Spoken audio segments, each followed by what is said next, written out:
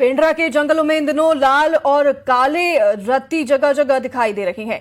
इसके साथ ही सफेद रत्ती भी इन दिनों जंगलों में मिल रहे हैं। आदिवासी परंपरा की बात करें तो उसमें इन रत्ती की काफी अहम जगह है। पहले जहां इन रत्ती से सोने चांदी के आभूषणों को तोला जाता था, तो वहीं आदिवासी समाज इन रत्ती के दानों को पिरोकर श्रृंगार के रूप में इस्तेमाल करता है।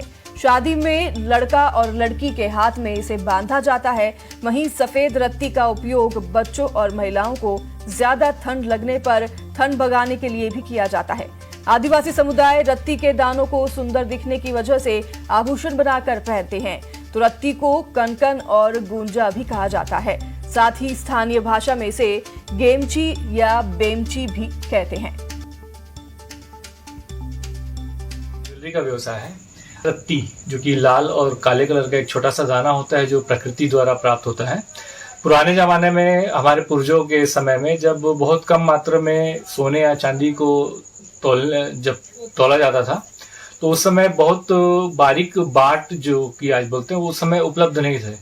तो उस समय रत्ती के द्वारा छोटे कम मात्रा की चीजों को तोला जाता था। छत्तीसगढ़ी में एक शब्द है, तय मोर ले रत्ती भर भी मया नहीं करस। रत्ती शब्द का मतलब होता है जरा सा भी, और मया नहीं करस का मतलब होता है प्यार नहीं करता मत। और मैं आपको बताना चाहूंगा, ये जो शब्द है रत्ती, यह रत्ती शब्द आया है एक पौधे के दानों से। और इन दानों को के पौधों को मैं दिखाना चाहूंगा, इन दानों की उपयोगिता बताना चाहूंगा। ये पौधा जो है रत्ती का पौधा है, और इस पौधे का जो उपयोग है, इस पौधे के दाने का उपयोग जो है, पहले सोनार जो है सोने को तौलने में करते थे। और ये इसके सोने के जो तौलने में जो दानों का उपयोग होता था, वो उसे मैं दिखाना चाहूंगा। ये मेरे हाथ में है, ये जो दाने हैं, इन दानों का जो वजन है लगभग एक होता है 115 मिलीग्राम के लगभग एक एक दाने का वजन होता है। और इससे ही पहले सोने का वजन किया जाता था, किसी बेशकीमती वस्तु का वजन किया जाता था। और इसके साथ ही आदिवासी परंपरा में शादी के दौरान भी कनकन के दिन इसका उपयोग होता है। वहीं